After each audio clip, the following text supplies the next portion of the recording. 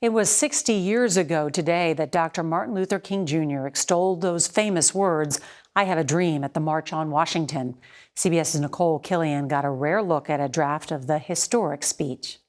I have a dream today. Before there was a dream, there was a draft. This was the first draft of the speech that later became I Have a Dream. Entitled Normalcy Never Again. We must never return to negative normalcy. We must march forward. It did not include the word dream. The title is very suggestive.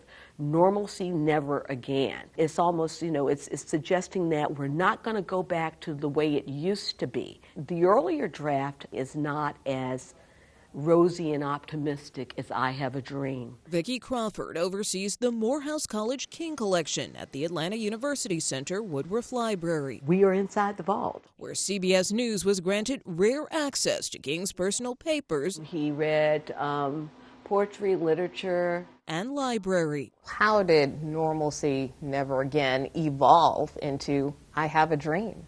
Dr. King very often would revise and draft speeches. He worked on this all night. All night long, till 3 a.m. from my understanding.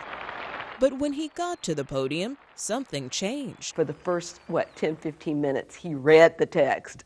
And then, of course, the audience was giving him such a great call and response that I guess he felt energized. Mahalia Jackson, the gospel singer, she said, "Well, tell him about the dream." And so he went off text. The speech was extemporaneous after that. Today, the whirlwinds of revolt are shaking our nation. Reading King's handwritten words 60 years later, Crawford says they still matter.